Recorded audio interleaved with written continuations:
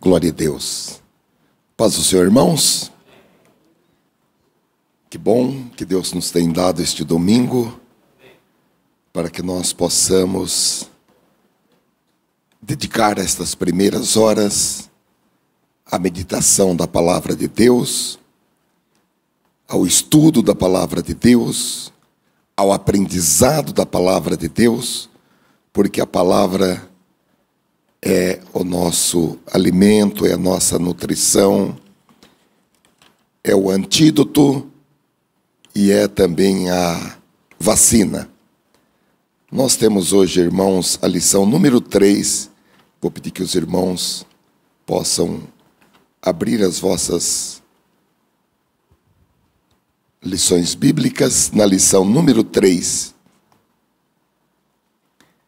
cujo título é Não terás outros deuses.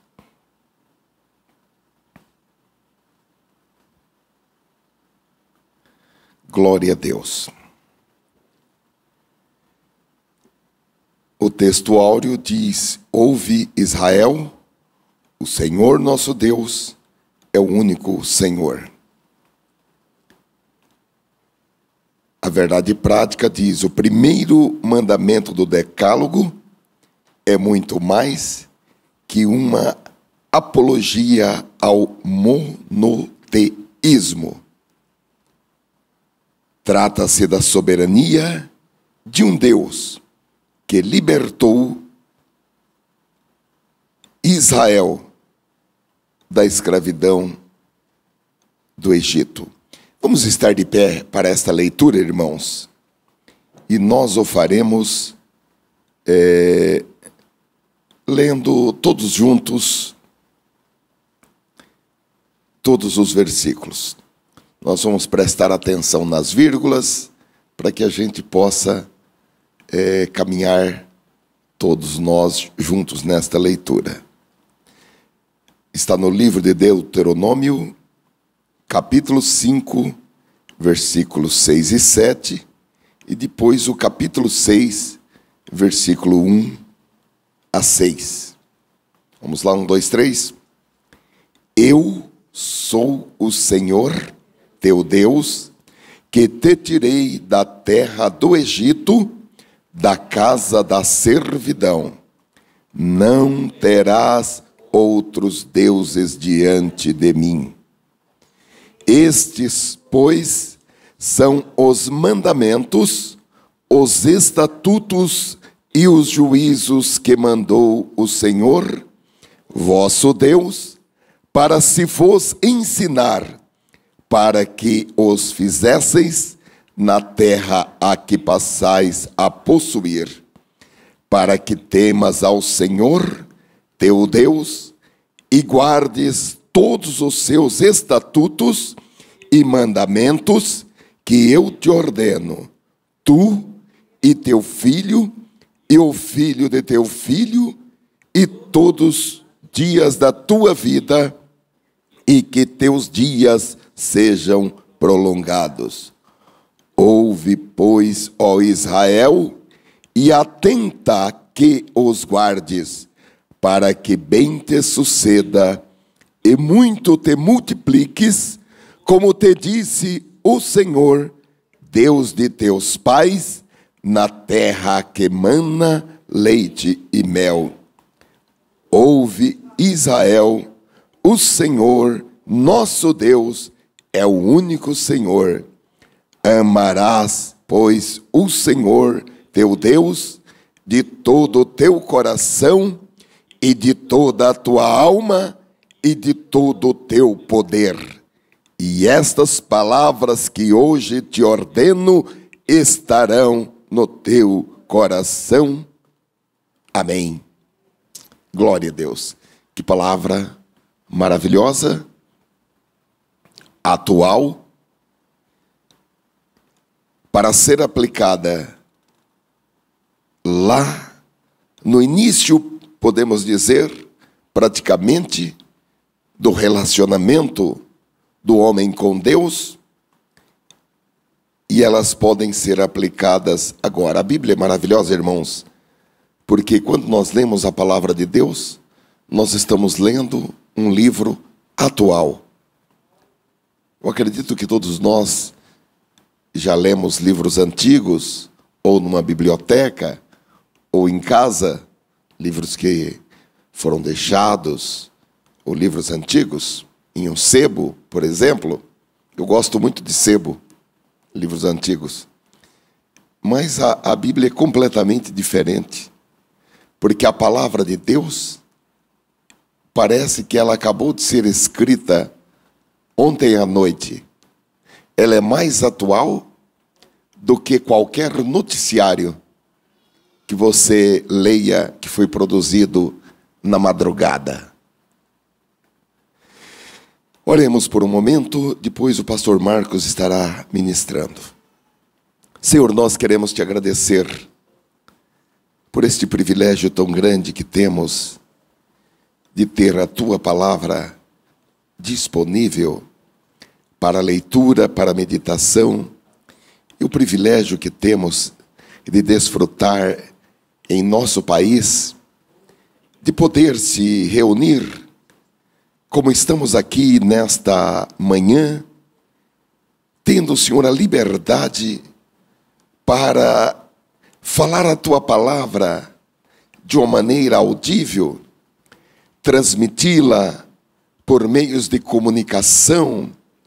Queremos orar por este país e pedir, Senhor, que a tua bênção, a tua misericórdia seja, Senhor, fixada sobre este país, sobre os teus servos que te servem, sobre aqueles, Senhor, que ainda te servirão, para que nós possamos, Senhor, desfrutar desta liberdade de reunir-se, desta liberdade de falar. Ó Senhor, abençoa este país. Oramos pelas autoridades deste país, para que a tua bênção, Senhor, venha e se manifeste sobre todos os poderes constituídos neste país, na forma de temor de Deus. Ó Senhor, estende essa misericórdia, estende esta glória, Senhor, sobre este país. E abençoa a tua igreja, o teu povo. Levanta, Senhor, mensageiros, mensageiras, atalaias, para que proclame, Senhor, as verdades da tua palavra durante todo o tempo e em todos os lugares. Dá-nos, Senhor, esta coragem, essa intrepidez. Remove, Senhor, toda timidez. Remove, Senhor, toda incapacidade espiritual, incapacidade na alma, incapacidade física. Dá, Senhor, a cada um de nós esta possibilidade de poder proclamar a tua palavra. Ó Senhor, nós estamos aqui nesta manhã para o adestramento, para o aprendizado. Ajuda-nos, Senhor, nesta manhã. Venha aperfeiçoar o teu povo. Venha equipar, Senhor, os teus servos e as tuas servas para o exercício do ministério. Em nome de Jesus Cristo é a nossa oração. Amém. Glória a Deus. Queiram tomar os vossos lugares, irmãos? Tá difícil para mim hoje aqui, porque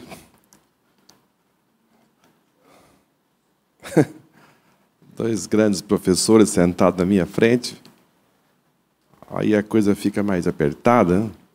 Dois não, vários grandes professores. Mas Deus, Ele é amor e também é misericordioso. Nós vamos caminhar um pouquinho aqui, depois nós deixamos um espaço para os nossos mestres fazer a conclusão. Amém? Muito bem, irmãos. A nossa lição de hoje, como disse aos irmãos, é a lição de número 3. Já caminhamos 2 lições. E hoje nós vamos, propriamente dito, entrar no Decálogo, que é o primeiro mandamento ordenado por Deus a Moisés e que foi escrito ali naquelas 2 pedras no Monte Sinai.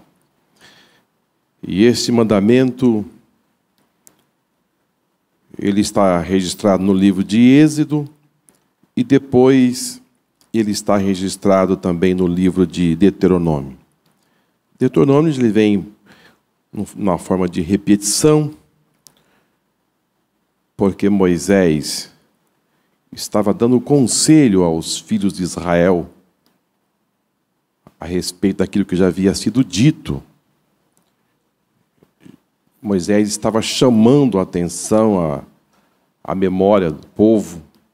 Abra comigo o livro de Deuteronômio, capítulo 5.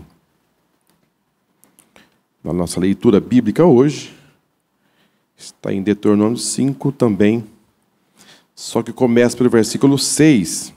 Eu queria ler um versículo anterior, só para nós sintonizarmos na nossa leitura bíblica em classe, o que estava acontecendo nesse dia, que Moisés estava fazendo aqui uma repetição dos mandamentos, só que de uma forma assim mais reduzida, dentro de tudo que aconteceu ali no livro de Êxodo. Ele vem aqui repetir de uma forma mais condensada, mas ele chama a atenção dos israelitas. No versículo 5, ele diz assim, olha, como que contando a história. Naquele tempo, ou seja, já havia se passado alguns anos, naquele tempo, eu estava em pé entre o Senhor e vós, para vos notificar a palavra do Senhor, porque temestes o fogo e não subistes ao monte, dizendo, eu sou o Senhor teu Deus. Aí começa a nossa lição. Aqui ele traz à memória, irmãos, do povo, o que aconteceu naquele dia, quando o Senhor entregou os 10 mandamentos. Ele diz, naquele tempo, vocês se lembram que eu fiquei entre Deus e vocês ficaram com medo de subir no monte, vocês ficaram com medo do fogo. Então, ele vai repetir as palavras, porque Moisés tinha consciência, irmão, que o povo tinha um coração muito duro e que as leis dadas por Deus ia ter grande dificuldade dos israelitas cumprirem. Então, Moisés ele volta a enfatizar, ele volta a escrever. Tal era a preocupação de Moisés em relação às leis. Então, nesta manhã, nós vamos estar trazendo os 10 o primeiro mandamento, e depois nós vamos perceber que cada domingo nós estaremos dando aqui um mandamento. Amém?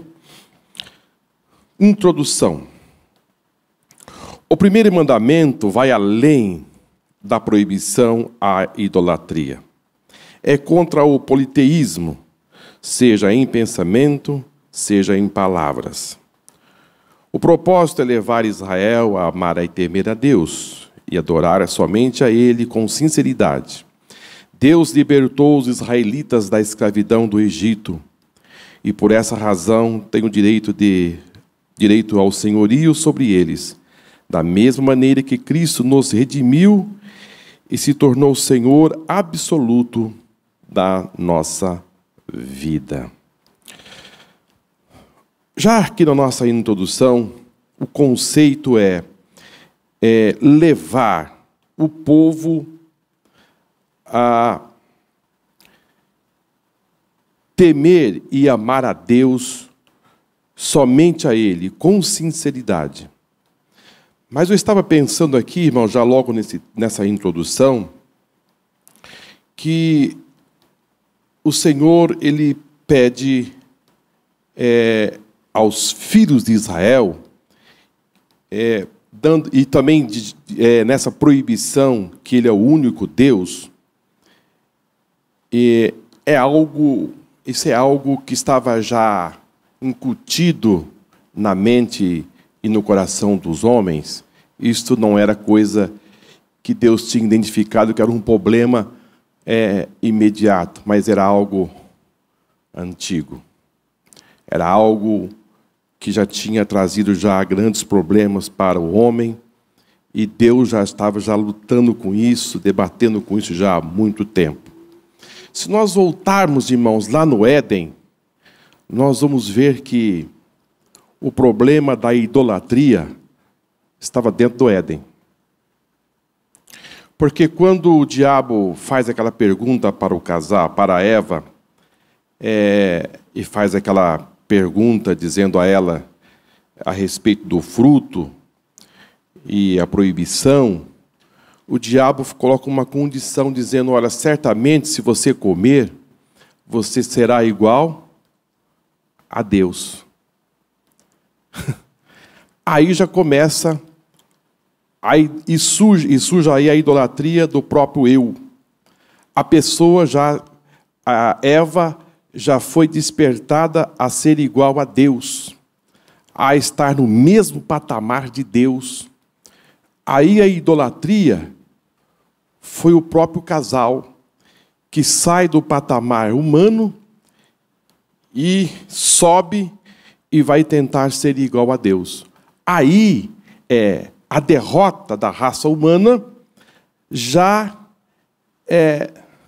emana de um crescimento de se tornar-se igual a Deus e não ter Deus como o ser supremo, o ser que deve ser adorado, e então já se dá aí esse ponto de partida lá no Éden. Então não foi um problema que surgiu após a queda, foi na própria queda que o homem tenta ser igual a Deus e não quer reverenciar a Deus, e a serpente usou o próprio eu para derrotar e tirar a posição de Deus que lhe é devido. Então, Deus vai trazer aqui a Moisés essa primeira norma, esse primeiro padrão, esse primeiro mandamento, visto que esse problema é o problema mais antigo da humanidade. Esse amar a Deus e temer a Deus, ele também tem, irmãos, uma conotação mais profunda. Não é simplesmente você amar de coração, mas também envolve atitudes.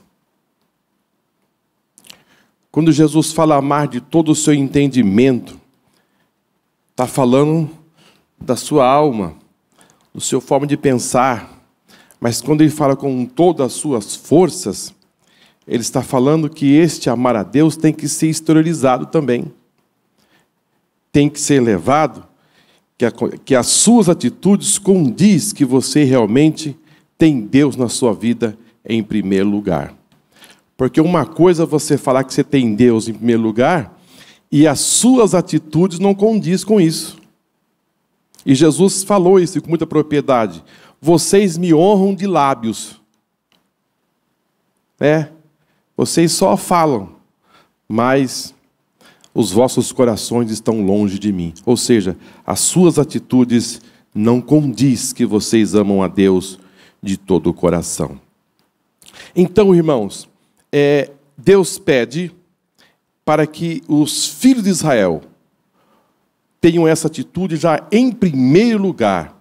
E ele diz aqui no versículo 1, em Deuteronômio 5 e 6, eu sou o Senhor teu Deus, que te tirei da terra do Egito e da casa da servidão. Ou seja, Deus está dizendo, eu sou um Deus presente. Eu sou um Deus que faço. Eu sou um Deus que tenho atitude. Eu sou um Deus que estou perto de vocês. E eu faço a diferença. Eu tirei vocês da casa da servidão, lá do Egito, e eu sou o Deus que vou colocar vocês em uma outra terra. Então, esse Deus que se apresenta aqui é um Deus diferente dos outros deuses. Deus está se colocando nisso, olha, eu sou um Deus que faço alguma coisa. Eu tirei vocês lá da casa da servidão estou levando vocês para uma outra terra. Eu sou o Senhor. Então, Deus está assim trazendo para os filhos de Israel que este Deus que se apresentou a eles é um Deus diferente. Porque, irmãos, lá no Egito,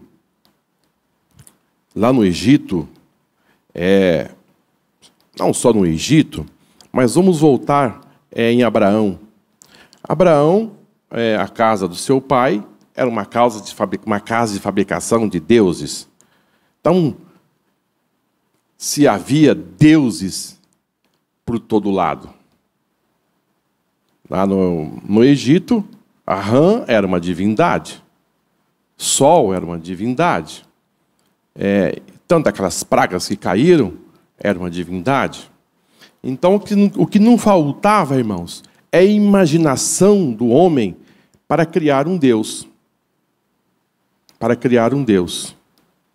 E é interessante pensar nisso, é que o ser humano, se ele não adorar o Deus verdadeiro, se ele não está adorando o Deus verdadeiro, ele está adorando alguma coisa.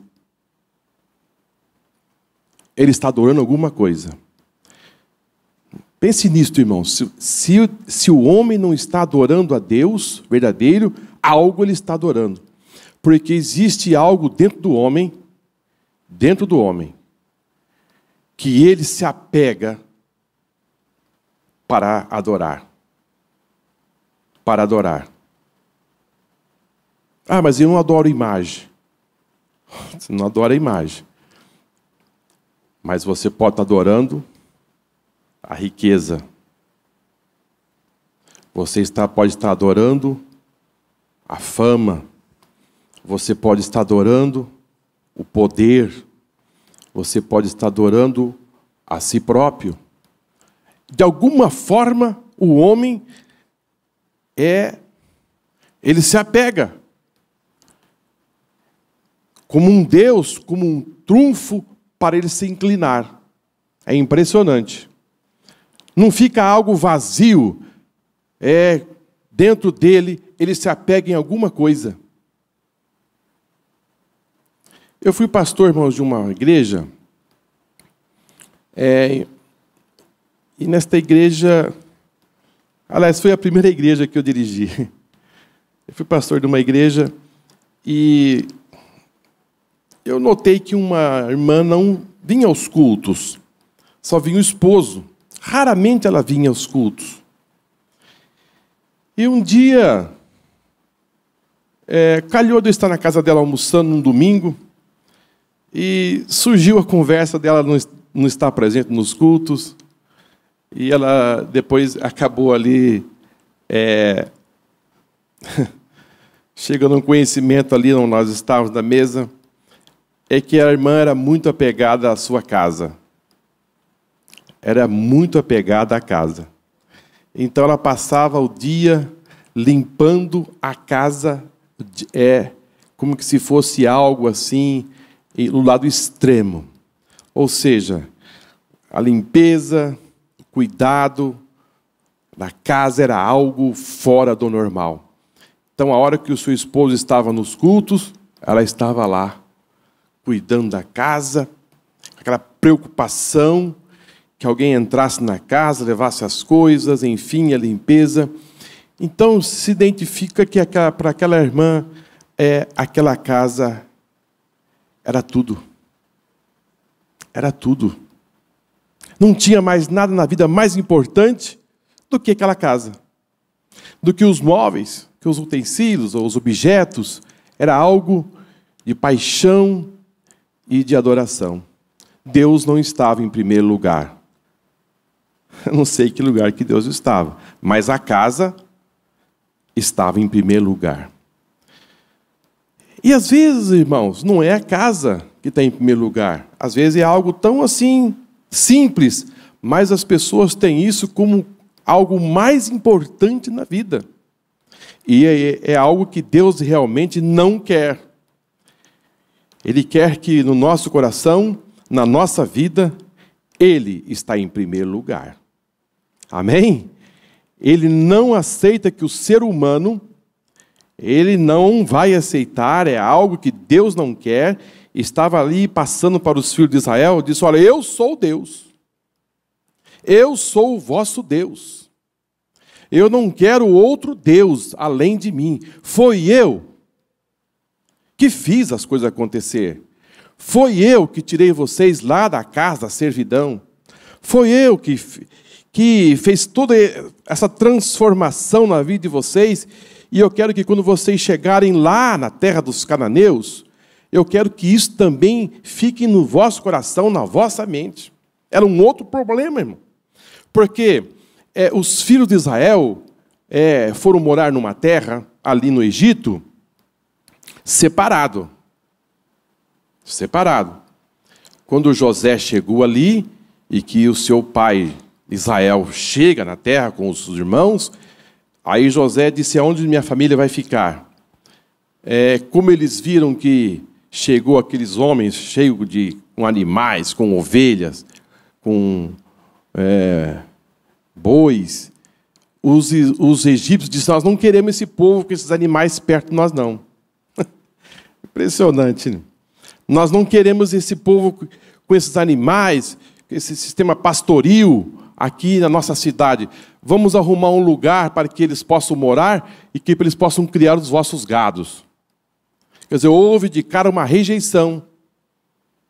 Então, eles arrumaram uma terra um pouco mais assim distante, e a Bíblia nos dá o nome dessa terra. Chamará terra de Gósen. E lá os filhos de Israel foram morar, porque eles cuidavam de animais. Mas isso foi bom, irmãos, eles ficarem separados. Por quê? Porque no Egito, como disse aos irmãos já no início, eles estavam carregados de deuses. Então, no fato de eles estarem separados, isso ajudou muito a eles não se contaminarem tanto com esses deuses. Então, isso significa dizer, irmãos, que a convivência ali no Egito, separado, ajudou muito. Embora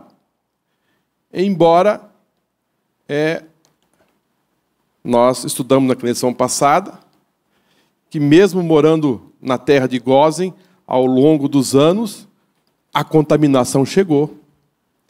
Por que nós sabemos que chegou? Porque Moisés sobe no monte, fica 40 dias, o que eles fazem no pé do monte?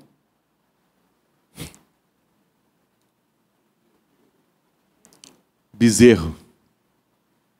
Só faltou Moisés se afastar um pouco.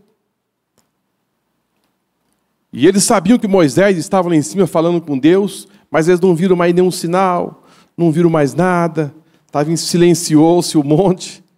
Sabe uma coisa? Um chegou um outro e disse: sabe uma coisa? Com esse tempo que Moisés está lá em cima, ele morreu. Você viu alguém levando comida para Moisés? Não. Água? Não. Morreu. Morreu. Deus silenciou, Moisés não fala mais nada, está morto. E se Moisés está morto, Deus não fala mais nada, então vamos fazer. Lembra do Egito que tinha um boi? Ele era um Deus? Lembra? Lembro. E você lembra que era um Deus forte? Um boi forte? Vamos representar o nosso Deus por um Deus forte. Um boi, um bezerro. Aí começaram a construir. Então, você percebe que a ausência de Deus na vida leva o homem a procurar o quê? Um outro Deus.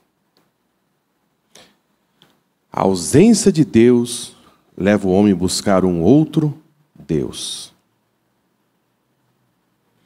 Por isso, irmãos, que nós não podemos nunca nos afastar de Deus. E Moisés já chama atenção aqui logo no começo. Se vocês se lembram naquele tempo que vocês não quiseram subir no monte, vocês quiseram ficar longe de Deus, vocês não quiseram subir no monte, vocês ficaram com medo do fogo. Eu subi, mas vocês não quiseram subir. Olha, eu sou o Senhor teu Deus, que te tirei da terra do Egito e na casa de Senhor. Não terás outro deuses diante de mim. Aqui é uma proibição. Não. Está proibido. Está proibido vocês terem outro deuses. Todos esses deuses que tem na terra, que vocês, Deus minúsculo, esses deuses que estão, essas imagens, eu não quero que vocês tenham essas imagens, seja qual for, diante de vocês. É eu que sou o vosso Deus. Deus estava dizendo isso aos filhos de Israel. Irmãos, o que Deus disse para os filhos de Israel através de Moisés, Jesus chegou aqui e confirmou. E confirmou. Ter outro Deus,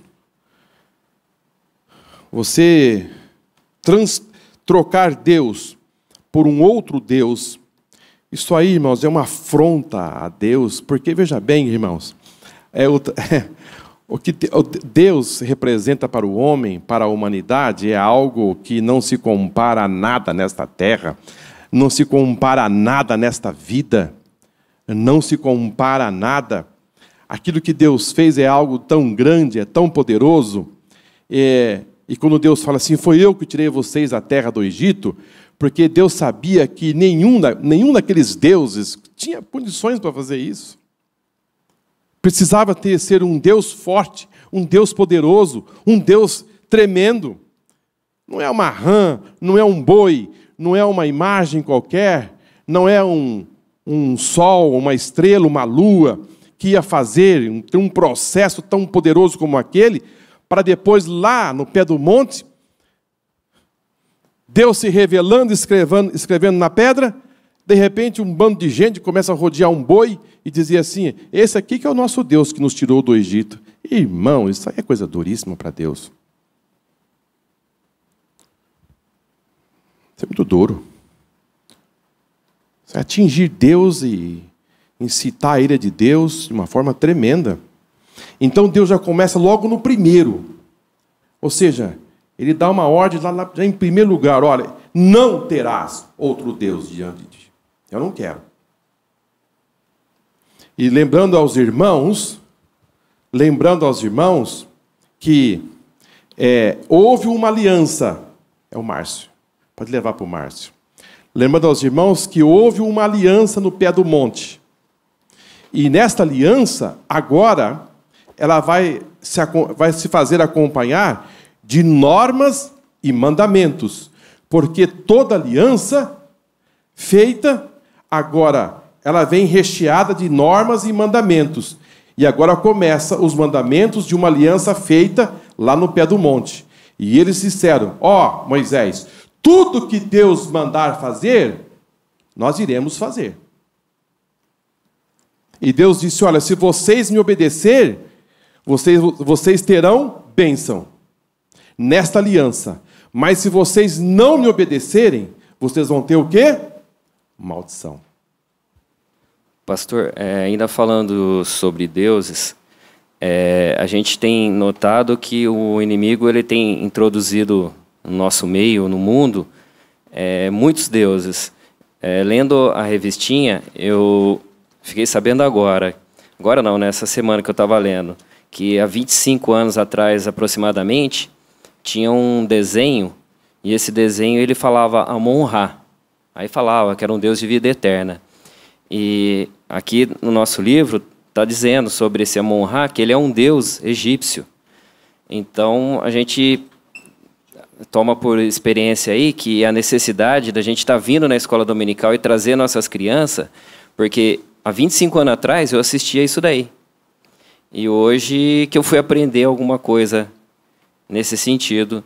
Então, os pais que estão aqui conosco, as pessoas que estão nos acompanhando pela internet, é muito bom trazer os filhos e pôr eles para assistirem, porque a gente pode ler aqui, ó, que fala conhecimento, conheça mais, cultura pagã egípcia, fala sobre Deus egípcio Amon-Ra, que era um desenho de 25 anos atrás.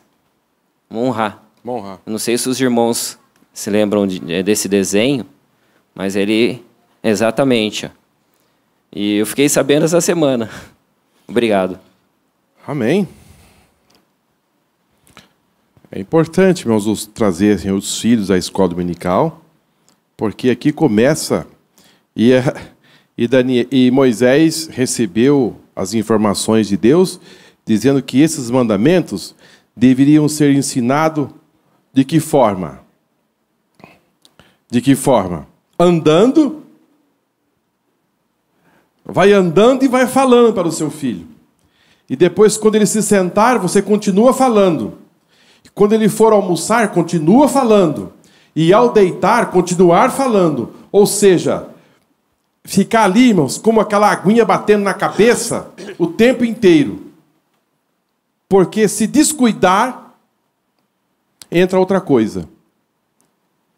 E depois para tirar, irmãos, para tirar é difícil. Tenta tirar um caranguejo dentro de um saco. Ele sai. Só que sai quase todos. O esforço é muito grande. Uma hora de colocar um por um, foi fácil. Uma hora de tirar um. Então você quer tirar aquilo que está lá dando problema, vai arrebentar quase o saco inteiro para tirar aquele caranguejo. Então, como você vai inibir isso? Falando, inculcando o menino para que ele não entre outras coisas para impedir que a palavra de Deus possa entrar. Eu gostaria de lembrar que o caminho da idolatria é um caminho de alguém que não teve sucesso, que foi o próprio Satanás. A idolatria não começou no Éden, ela começou no céu.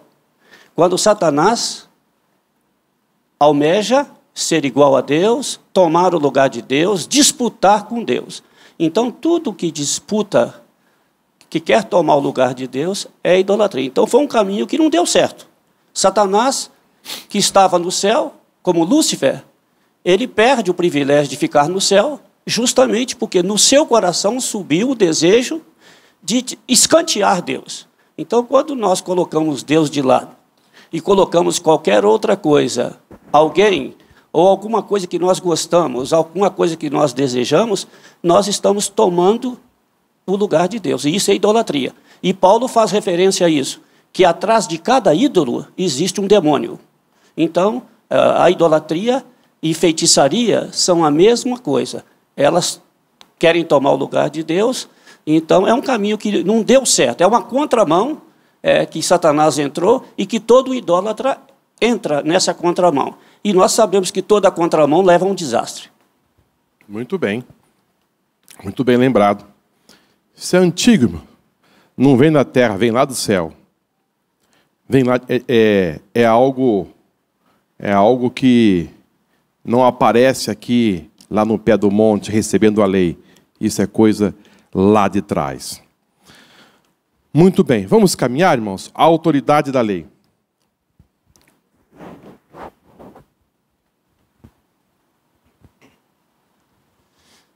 Eu quero fazer uma consideração, irmãos, no tocante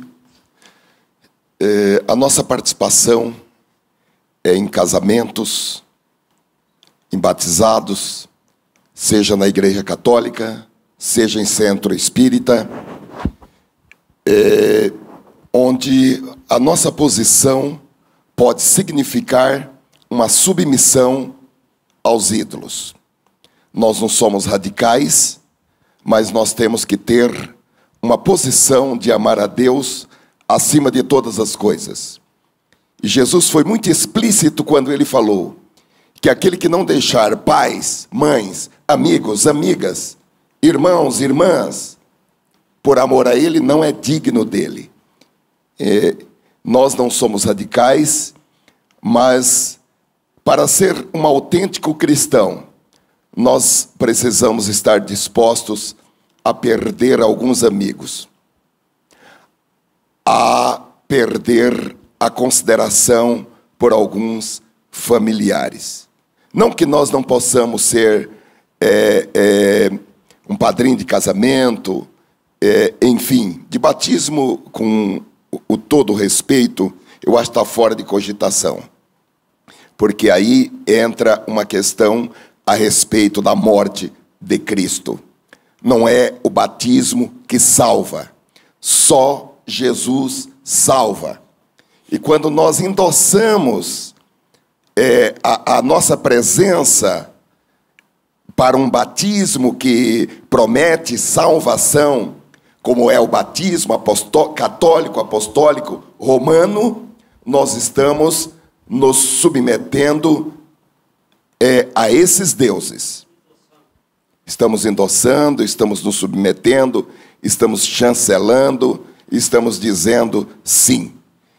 Então, o crente, ele está sempre sendo desafiado a amar a Deus acima de todas as coisas, ou a rejeitar a Deus e amar o seu pai, amar a sua mãe, amar o seu amigo, amar a sua amiga, não perder amigos na vida. Aqueles que quiserem seguir a Cristo vão sofrer as mesmas rejeições que Jesus sofreu aqui nesta vida. Se houver unanimidade, alguma coisa está errada. Amar a Deus acima de todas as coisas. Dentro desse assunto, lembrar os sacerdotes que até creram em Jesus, nos dias de Jesus, mas diz assim que eles, com medo, porque preferiram a glória dos homens do que a glória de Deus. O Evangelho é bem claro sobre isso. Esse é um problema, irmãos, que às vezes nós não conseguimos identificar. Às vezes até conseguimos identificar. O que está no coração do homem, o que está no coração da mulher, do gênero humano, o que está lá, enraizado em relação dele para com Deus. Aquele jovem rico, ele se portava de uma forma que era um exemplo para a sociedade. E outra, alguém dizia assim, olha, desde criança esse menino, ele guarda os mandamentos. Você percebe que podia ser uma unanimidade, ali alguém dizendo, esse menino está já com um pé no céu. Porque ele tem um padrão em guardar os mandamentos que é algo impressionante. Mas quando ele se depara com Jesus, Jesus faz um raio-x na vida dele, identifica o Deus dele. Impressionante. Porque Jesus bate o olho e disse, olha, eu sei, você guarda os mandamentos? Eu disse, guardo. Tá bom. Você quer entrar no céu? Quero. Então vamos fazer o seguinte, você vai lá, vende o que você tem e distribui com os pobres, vem e segue-me e terás um tesouro no céu. Ele disse, não. O meu Deus eu não vou conseguir deixar, não. Isso aqui está em primeiro lugar. Isso aqui está enraizado. As minhas riquezas. Então você percebe que isso aqui é um assunto, irmãos, que deve ser muito bem trabalhado em nossa vida. Com muito cuidado, porque você pode passar por esta vida e não se identificar, não se posicionar no seu coração e ter Deus em primeiro lugar na sua vida. Porque o apóstolo João, ele coloca da seguinte forma, que nós amamos ao Senhor porque Ele nos amou primeiro. Ele nos amou primeiro. Então, você deve primeiramente receber este amor de Deus na sua vida, para depois você se corresponder. Porque o versículo fala, porque Ele nos amou primeiro. Nós amamos a Deus porque Ele nos amou primeiro. Então, primeiramente, o homem precisa receber este amor e depois ele corresponder com este amor. O homem lá fora, sem receber este amor, ele não consegue se corresponder com Deus com o amor ágape, com o amor de Deus. Ele não consegue, irmãos. Ele não tem como ele se corresponder com Deus e ter Deus em primeiro lugar. Então, porque lá fora as pessoas fazem as coisas por pouca coisa, acontece tantas tragédias? Porque Deus está muito longe. Está muito longe. Agora, aqui dentro, quando eu falo aqui dentro, eu estou falando no sentido de nós termos essa correspondência, esse relacionamento com Deus, nós sentimos este amor de Deus nos nossos corações. Agora sim, João fala, então agora você vai amar a Deus. Então, se você não ama, se você não recebeu este amor, você não consegue se relacionar com Deus com este amor. Então, Deus para você não está em primeiro lugar. Está outra coisa, mas não Deus. Então, você deve dizer, Senhor, me ajuda. Eu quero receber este amor. E quando esse amor te preenche, quem que é este amor? É Jesus. Ele é este presente que Deus deu ao mundo. Então, este amor entra no seu coração. E agora você tem Deus em primeiro lugar na sua vida. E João fala que quem ama o mundo, o amor do Pai não está nele. Não está nele. Então, por exemplo, na escola, o estudante, que ele cola para poder ser bem-sucedido na prova. Ele está roubando do colega o conhecimento que ele não tem. Ele está enganando o professor, dizendo que ele fez.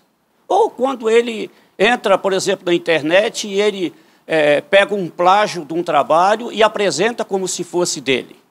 Ele está entrando pelo caminho da idolatria.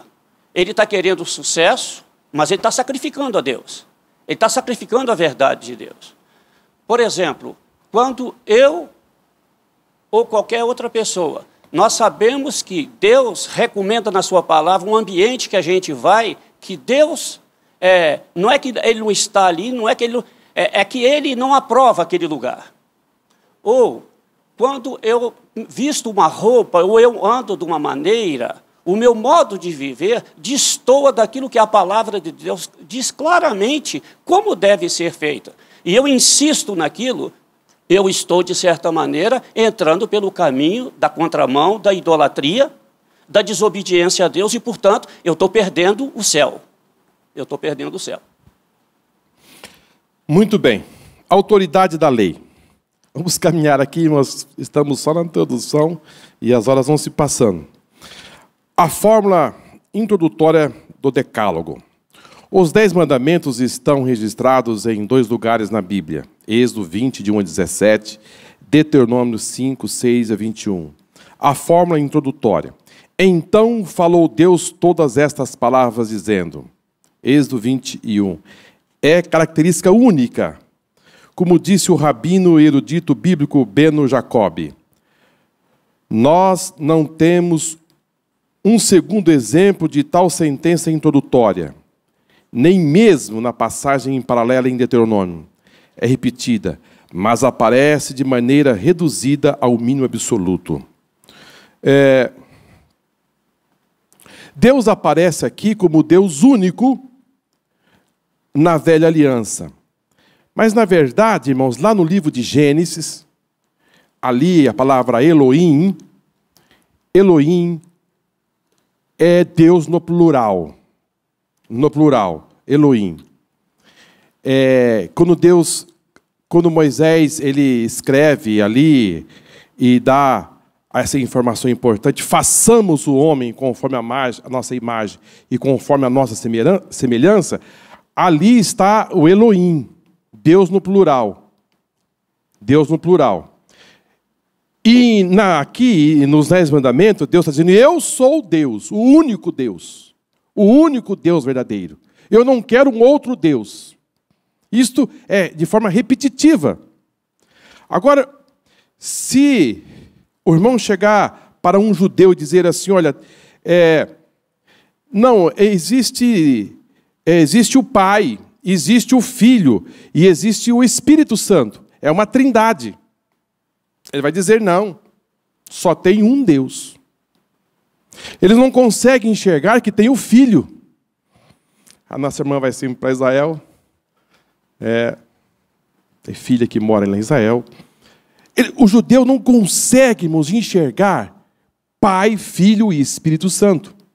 ele só consegue enxergar o único Deus. Porque está escrito aqui, eu sou o único Deus. Eu não quero um outro Deus. Então, Jesus chega aqui na terra e diz assim, eu e o Pai somos um. Meu irmão do céu.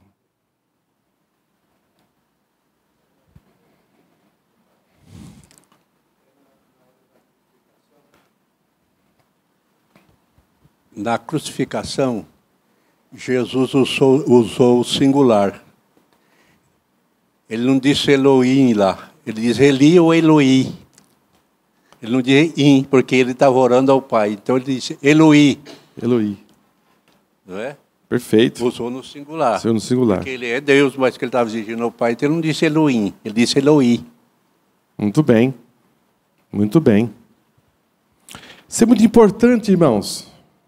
Isso é muito importante. Porque na velha aliança, só se apresentava um único Deus. Aí chega alguém aqui e diz assim para os judeus, eu e o Pai somos um. E depois quase assim na partida de Jesus, Jesus diz aos discípulos assim, olha, eu vou mandar um outro. Já não bastou 2. Agora vai vir o terceiro. Para nós é fácil, irmãos. Para nós aqui, dizer aos irmãos assim, Deus Pai, Deus Filho e Deus Espírito Santo. São 3. E os 3 formam um. E nós estamos estudando aqui, eu sou o único Deus. Mas existe um ou existe 3? Vamos dar um exemplo aos irmãos do Sol. O Sol, ele se apresenta como único, né? Lá a gente olha para o Sol, ele é uma estrela, e ele está lá, mas ele tem 3 elementos. A gente fala um Sol, mas ele tem 3 elementos que se agrega a ele. É a matéria física que está explodindo. A gente não vê, mas está acontecendo. Sim ou não? Sim. O Sol, a gente está aqui vendo essa claridade porque ele exala luz. Ele afasta as trevas e gera essa luz que nós estamos vendo aqui. Se o Sol desaparecer, isso aqui vira trevas. Então o Sol ele tem luz própria. E o Sol também, ele tem o calor. Essa temperatura que está aqui agora, com 27, 30 graus, se tirar isso aqui, vai mais. Esse calor gerado aqui é um calor que vem de lá. Ele é transferido, ele atravessa esse espaço sideral aqui, e a distância não é pouca, 150 milhões de quilômetros. Ele consegue jogar calor aqui na Terra. Então, o Sol ele tem 3 propriedades. Ele tem o elemento físico, que explode, que gera o calor, ele tem luz e tem o calor. E podemos dizer, irmãos, que é igual a Deus. Deus Pai, Deus Filho e Deus Espírito Santo. Ele é um só. Ele é um só Deus. Mas ele se divide em 3 partes. Então, depois do ano 300, mais ou menos, se começou a dizer Trindade. Até nos dias dos apóstolos, não se falava em Trindade. Trindade, Trindade, Trindade. Trindade foi começar a se dizer a partir do ano 300, na nossa era. Então, nós nos acostumamos com essa palavra, Trindade, Pai, Filho e Espírito Santo. Mas nos dias dos apóstolos, não se falava em Trindade. Vai chegar um outro, eles aceitaram, vem o Espírito Santo. Para os judeus, só existia um Deus, o Deus Criador. Então,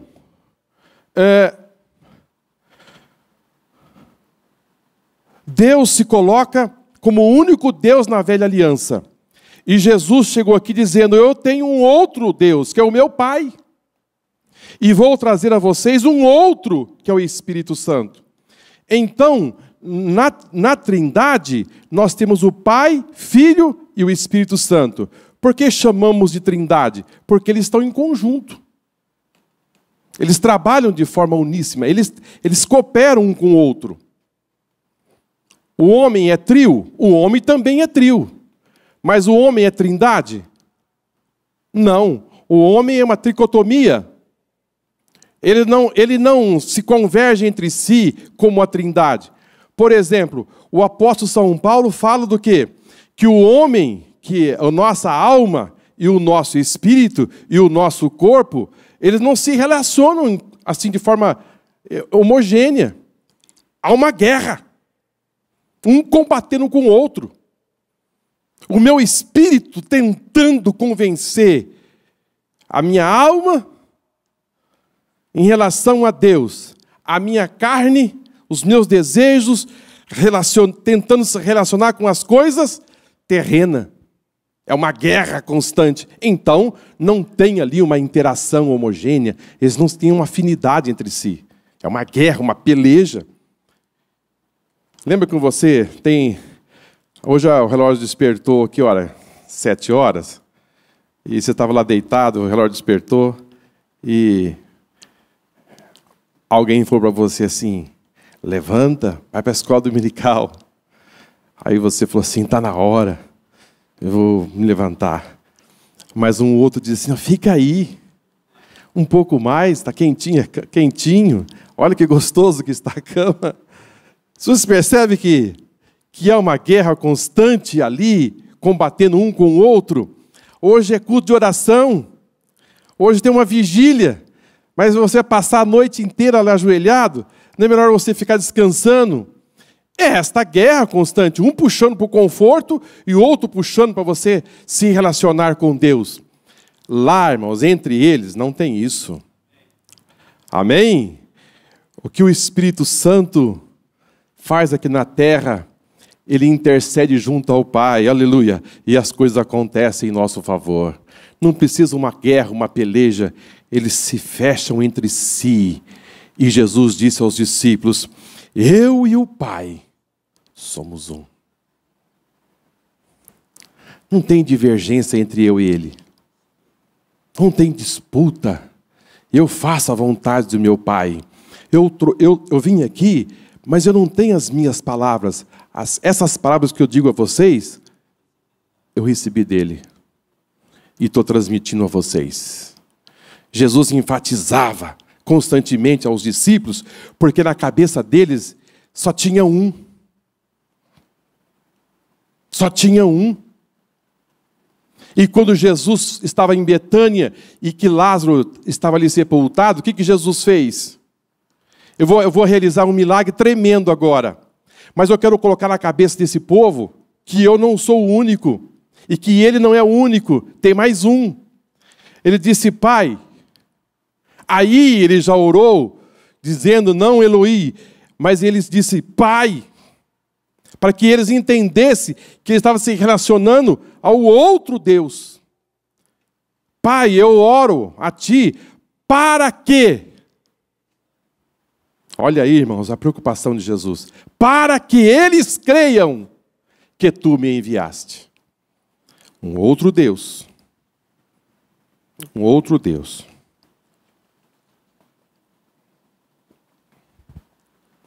Muito bem. As partes do concerto.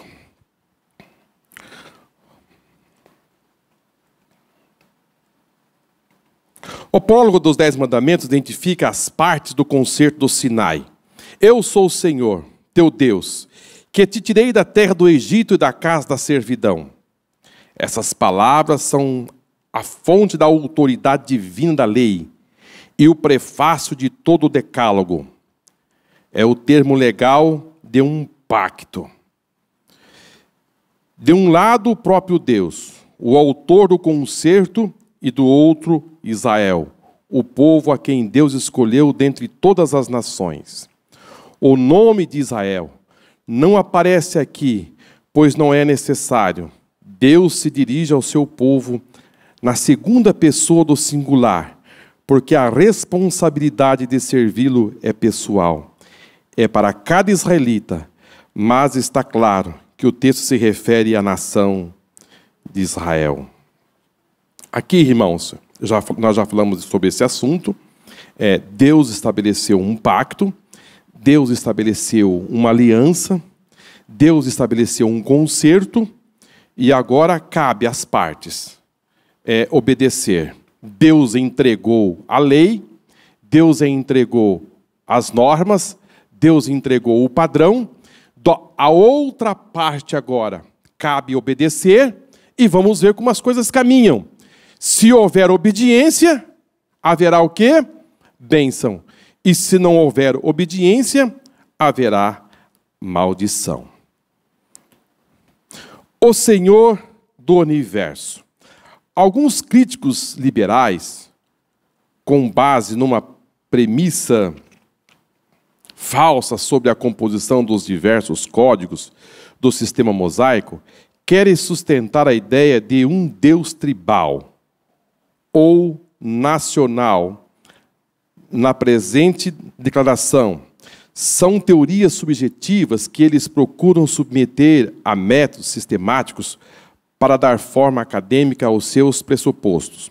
Mas o relato da criação em Gênesis e do dilúvio, por exemplo, fala por si só da soberania de Jeová em todo o universo, como Senhor do céu e da terra, reduzindo a ideia liberais e cinzas.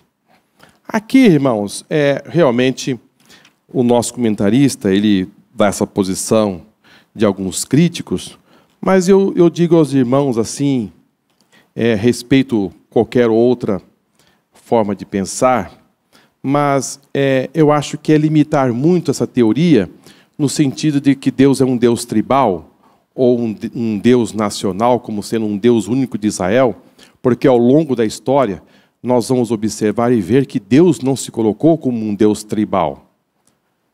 Não.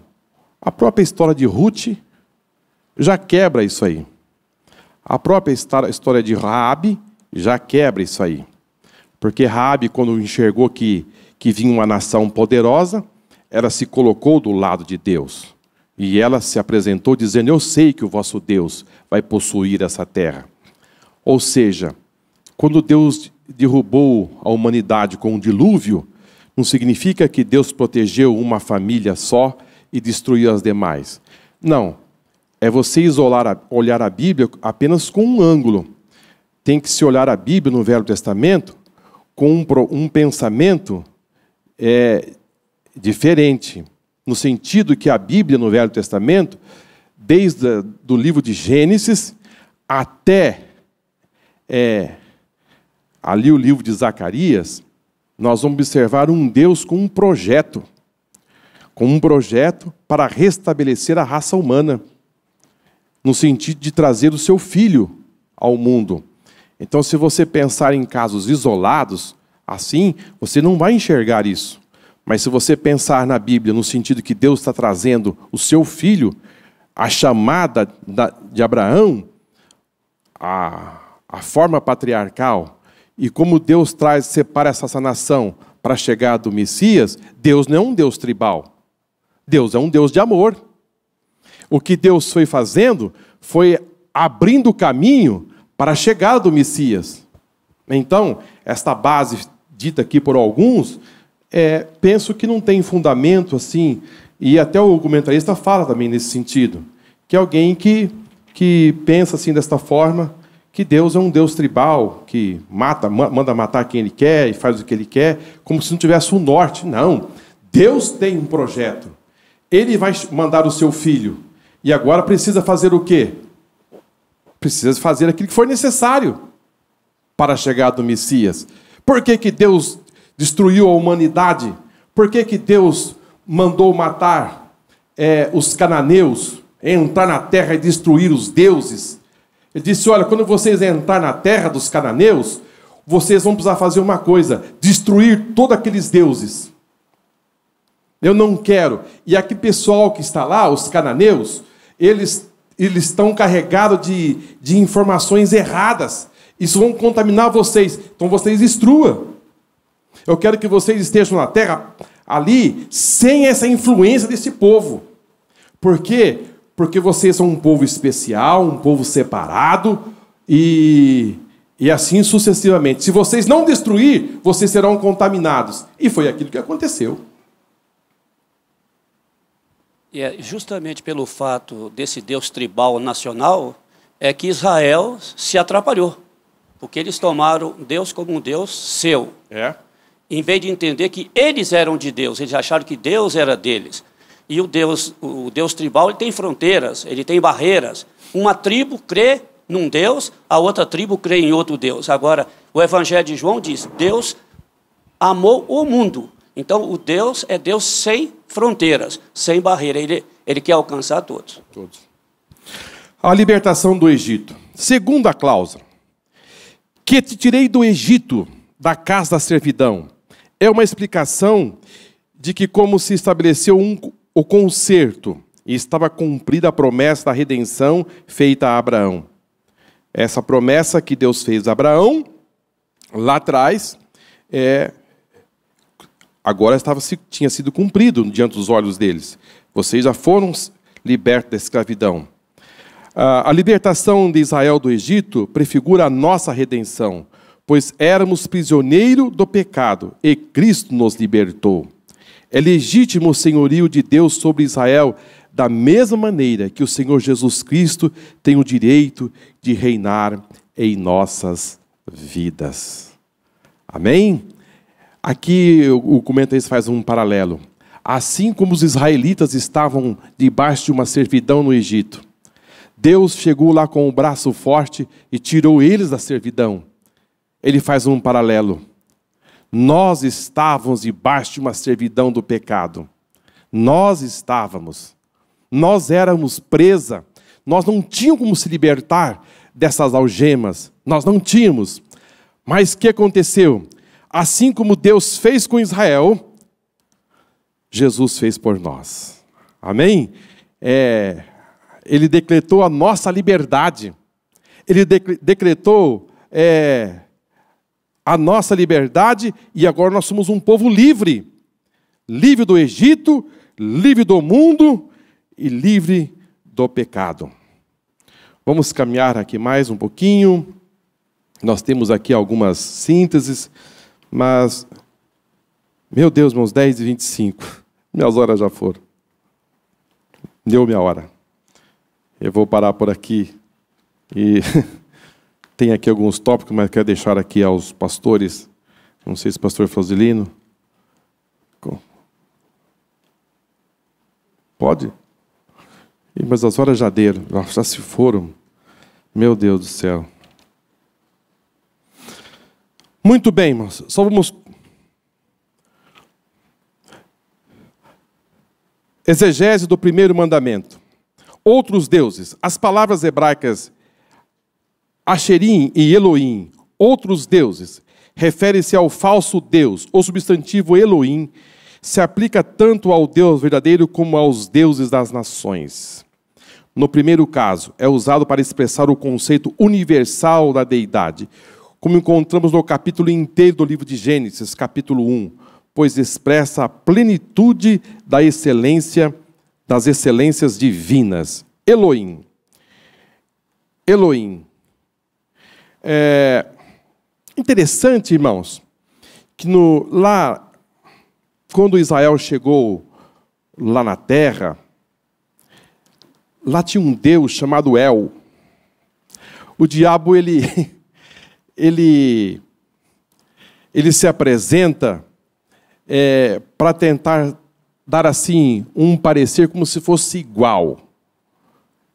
Então, o povo hebreu conhecia essa palavra El Shaddai. El Shaddai. El Shaddai é aquele Deus todo-poderoso, aquele Deus que se apresenta como um Deus protetor. Quando o povo de Deus chega na terra dos cananeus, ele encontra um Deus chamado El. Ele disse: esse Deus El é o nosso. É o nosso. Só estava faltando a gente ver ele. mas a gente conhece ele por nome. E agora nós vamos conhecer ele assim, visualizar este Deus. Irmãos, eu estava pensando sobre esse assunto, desse parecer El, o Deus dos cananeus, que era o principal Deus deles. Então o diabo sabia, vai chegar um povo aqui, eles conhecem o seu Deus como El Shaddai, então eu vou fazer um Deus chamado El, e vou dar o nome como fosse o Deus mais importante dos cananeus, o Deus El. Eu fiquei a pensar, no sentido de nós estarmos muito atentos, porque o diabo é muito daquilo de fazer aparecer como que é e não é. E nós devemos estar assim muito atentos, irmãos, porque vai aparecer algo tão igual, tão parecido, e vai dizer assim, esse é o Deus verdadeiro. Então eu queria trazer isso aos irmãos no sentido seguinte, hoje, irmãos, a mídia, ou reuniões que se diz que é de Deus,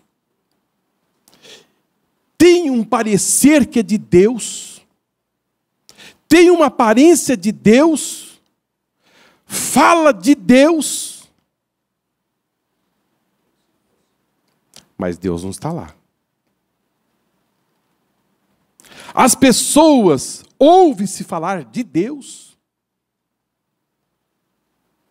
mas Deus não está lá. E o diabo ele quer fazer, eu preciso confundir. Eu preciso fazer essa massa humana achar que está indo atrás de Deus, mas eu preciso inculcar outra coisa e afastar este povo de Deus. O povo está chegando. O povo está entrando na terra. Que Deus é esse? Esse é o Deus El. É o nosso Deus. Então, não podemos destruir esse Deus. É o Deus El.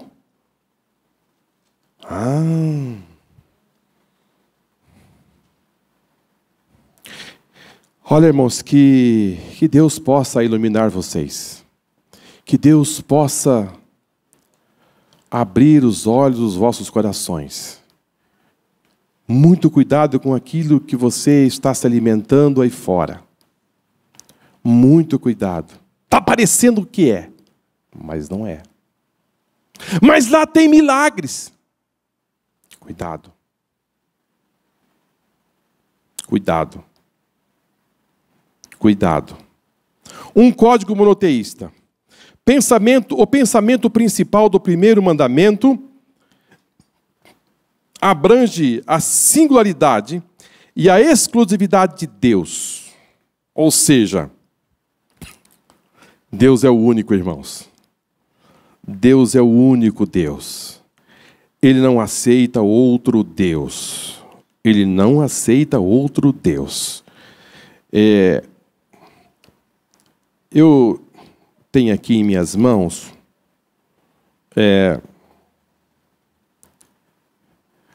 algo que hoje as pessoas estão procurando para a sua adoração.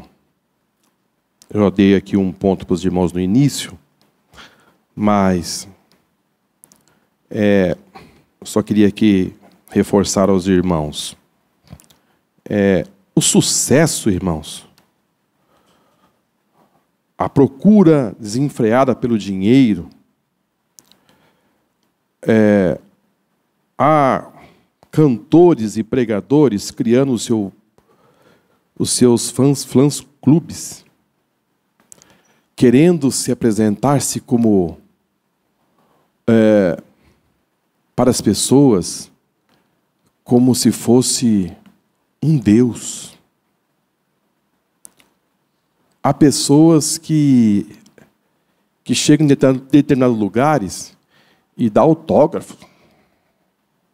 Tornaram-se celebridades. E parece que se essa pessoa não chegar, se essa pessoa não se apresentar, não teve reunião, não teve festa. Porque essa pessoa se tornou-se o quê? A pessoa mais importante daquela festa e daquela reunião. E Deus se apresenta dizendo que eu sou Deus. Eu sou o Senhor.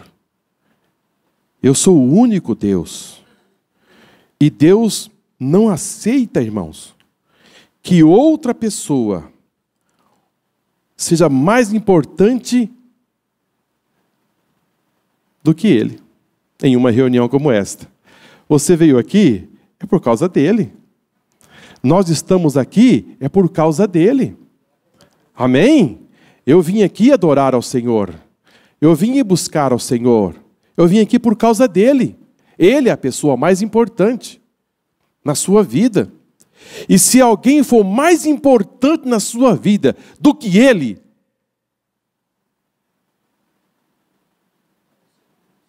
não.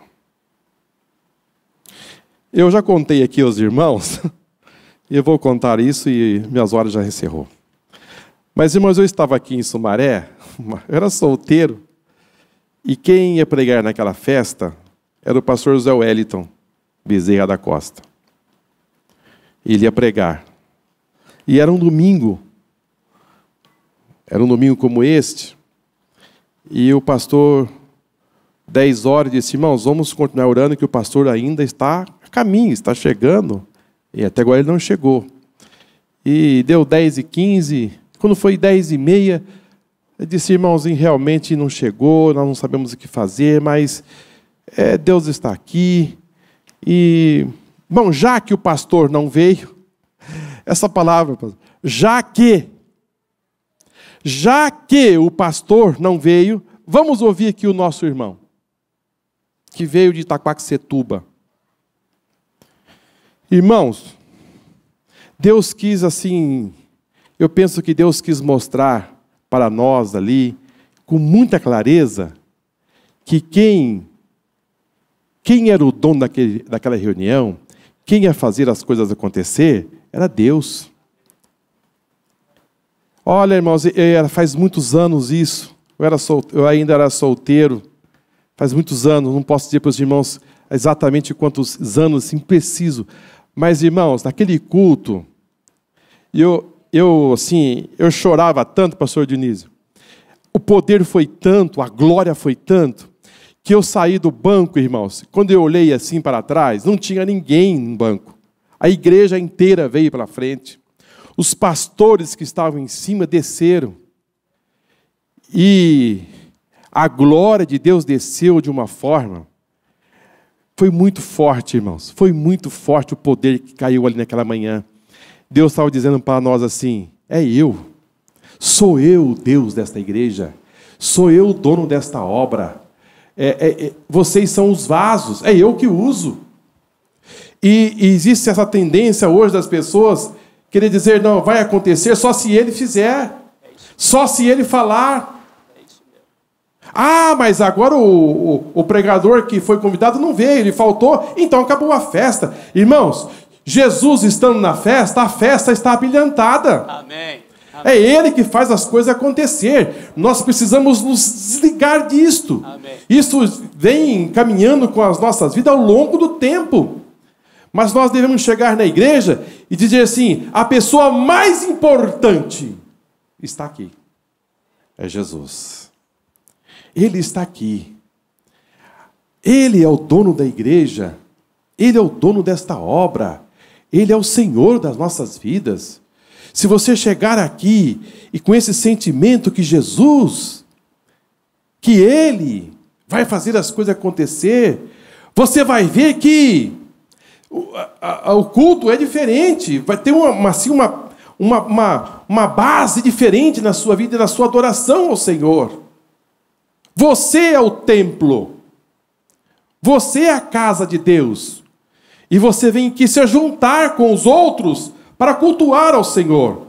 Então tudo muda. E naquele dia eu saí daquele templo pensando assim: realmente, as coisas aconteceram aqui, porque Deus se manifestou. Ele era o vaso.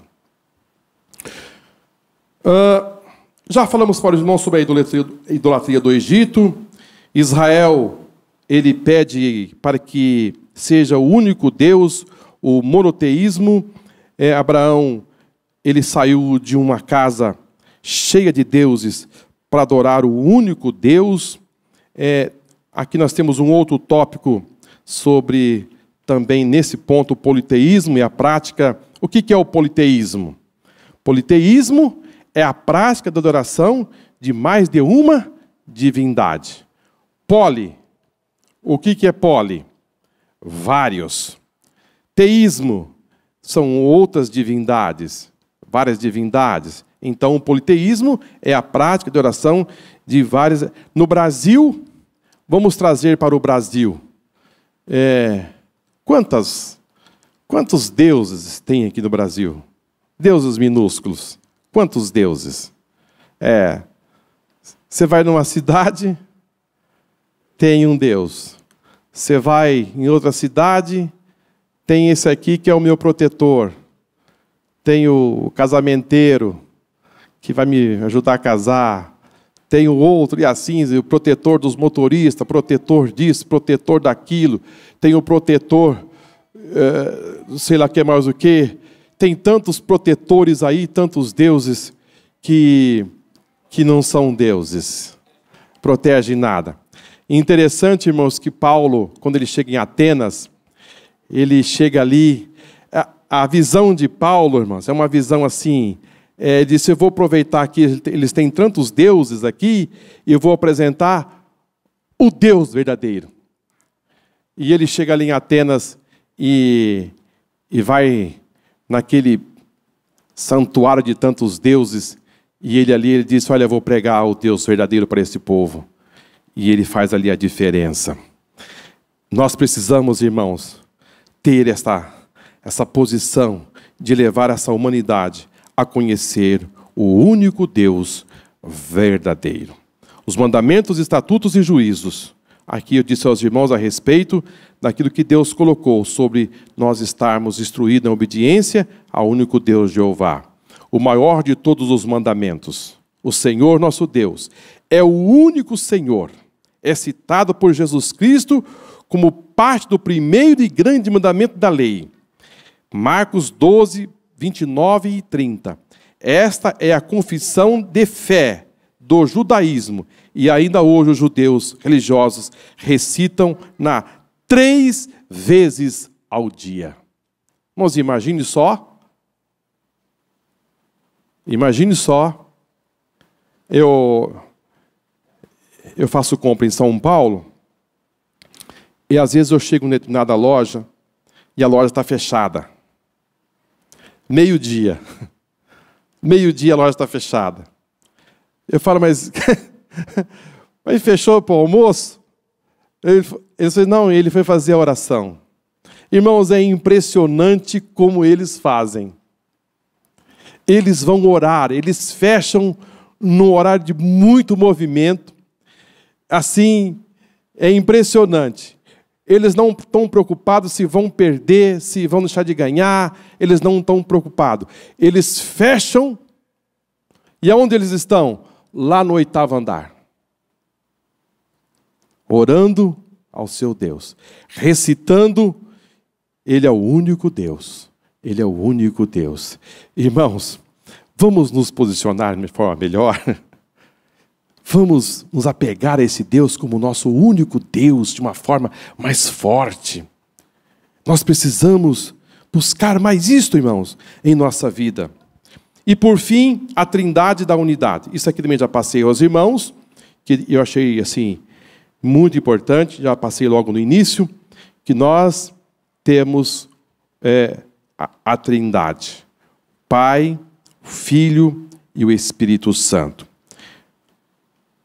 O tempo não dá, mas eu só gostaria de passar aos irmãos a ação dessa trindade. Por que a trindade? A trindade, irmãos, ela trabalha entre si de uma forma assim, muito assim, homogênea, elas se interligam, porém, eles têm assim, um dado específico, cada um tem a sua posição dentro da trindade. A trindade, ela trabalha da seguinte forma. De que forma a trindade trabalha? A trindade, irmãos, Deus, Ele planeja. Deus é o grande planejador de tudo. Deus está planejando coisas agora. Deus pode estar planejando algo ao seu respeito. Deus planeja. O verbo, ele executa. O verbo dá sustentação no planejamento. O verbo é ele, o verbo é Jesus.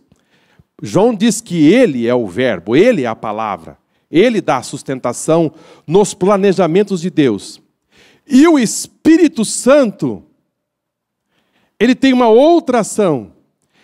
O Espírito Santo, ele vem e confirma, ele convence, ele estabelece algo de trazer tudo isso a você acreditar no planejamento e também nas intervenções, na sustentação do Filho. E mesmo Jesus disse essas palavras. Ele vai vir e ele vai convencer o mundo do pecado, da justiça e do juízo. E o Espírito Santo está aqui, irmãos, entre nós, dizendo assim, olha, eu preciso convencer você do que aquilo que foi planejado e aquilo que vai ser executado vai acontecer. Você sente isso na sua vida? Você sente que o Espírito Santo vai falando com você no caminho, nas suas viagens, quando você vai viajando, algo vai falando aos seus ouvidos e ele vai convencendo você que as coisas vão acontecer. Você não está perdido no tempo e no espaço.